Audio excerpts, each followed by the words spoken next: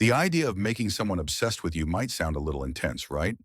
When we hear obsession, our minds often jump to intense desire, burning lust, or a passion that flares up quickly and then fizzles out. But that's where most people get it wrong. True, lasting obsession isn't just about surface-level attraction. It's not just about how you look or what you say in a fleeting moment. It taps into something far deeper, something foundational within a person. Real obsession, the kind that truly captivates someone, doesn't begin with mere attraction. It starts with identity. It begins when someone encounters a version of you that feels slightly out of reach, yet deeply familiar at the same time. Think about it. Has someone ever walked into a room and you just felt their presence before they even spoke? That's the kind of magnetic identity we're talking about. What most people miss is that obsession is not something you impose on someone else. You can't force it. Instead, it's something you evoke by the way you inhabit yourself, by the way you carry your own unique essence. When a person becomes fixated on you, it's rarely because of what you say or what you do in isolation. It's because your presence triggers something unresolved inside them. Perhaps you embody a fantasy they've held, a challenge they subconsciously seek, or a sense of alignment they didn't expect to find. You become a mirror to their own desires and unmet needs. This is why the most magnetic individuals often feel different before they even speak. They seem switched on in a way that's difficult to explain, almost like they're living life in vibrant color while others are in grayscale.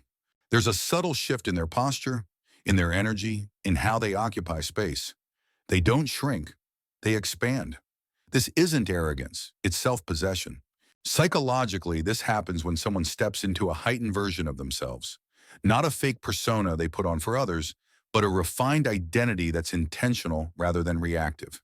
It's about knowing who you are, what you stand for, and what you bring to the table without needing external validation to feel complete.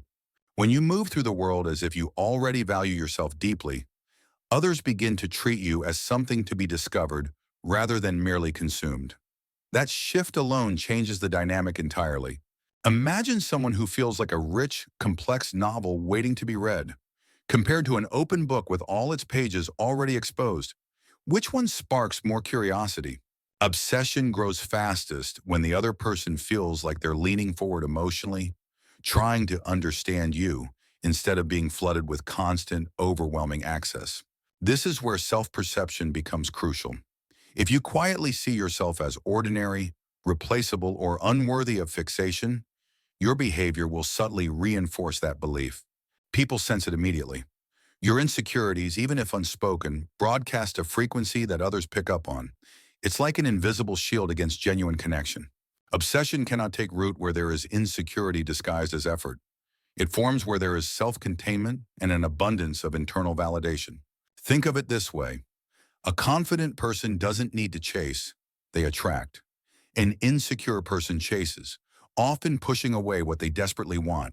Psychologically, people obsess over what feels meaningful but slightly uncertain.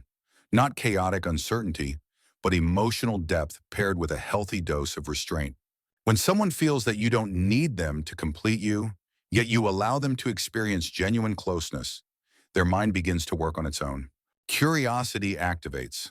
They start to wonder about you, to piece together the puzzle of who you are. Fantasy fills in the gaps, making you even more intriguing. Attachment forms without force, gradually and organically, because you've created a space where their imagination and desire can flourish. This is especially true in romantic dynamics. Attraction intensifies when emotional rewards are paired with moments of healthy distance. It's like a dance, come close, then step back. This rhythm creates anticipation and allows both individuals to process their feelings. The brain bonds not only through pleasure, but through effort. When someone feels they must rise to your level rather than simply being accepted by default, deeper chemicals are released. The connection becomes associated with achievement, not just comfort. They feel proud to be with you, to have earned your attention and affection. The mistake many people make is overexposure. They give too much, too fast, believing that constant availability equals intimacy.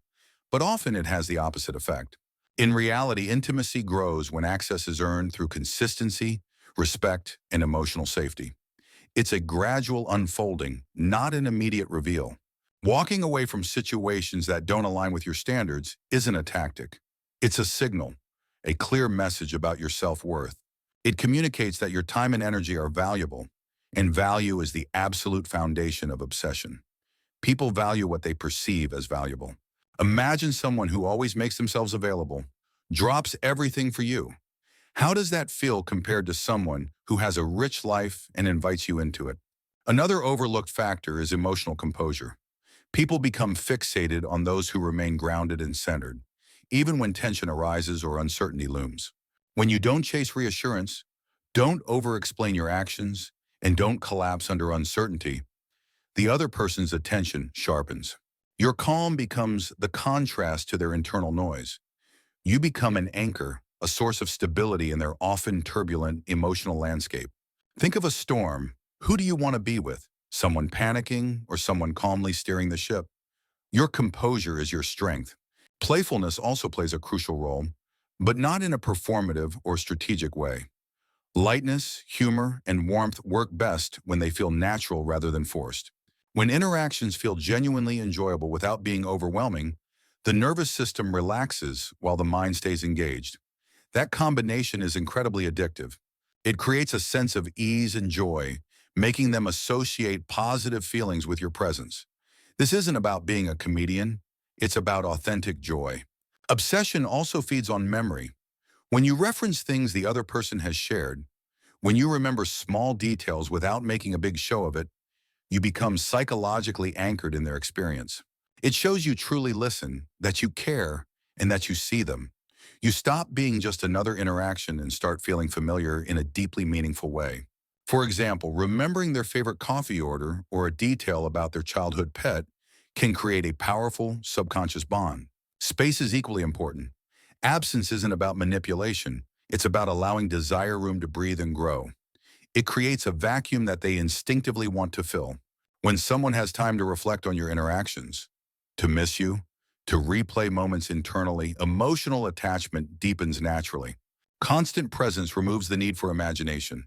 And imagination, my friend, is precisely where obsession truly lives and thrives. If you're always there, always accessible, there's no room for them to wonder, to fantasize, to build you up in their mind. Compliments, when used thoughtfully, can significantly strengthen this effect. Most people receive praise that feels generic or transactional, like a simple, "You look nice." When acknowledgement is specific and sincere, it stands out. Instead of "You look nice," try, "I love how that color brings out the sparkle in your eyes." It signals genuine attention and discernment, which are far more powerful and memorable than empty flattery. It shows you truly see them. At the core of all this is one truth people often resist. You cannot make someone obsessed with you if you aren't deeply invested in becoming the strongest, most authentic version of yourself. Obsession flows towards self-respect, emotional stability, and inner clarity. It does not respond to desperation, over-effort, or self-abandonment. When you prioritize your own growth, your own happiness, and your own boundaries, you radiate a different kind of energy, an energy that attracts rather than repels. Think of it as filling your own cup first. When your cup is full, you can share generously without depleting yourself, and that generosity is magnetic. When you stop trying to convince someone to want you, something profound shifts. You release the pressure and allow things to unfold naturally. You begin to attract those who resonate with who you actually are, not who you're trying to be for their approval.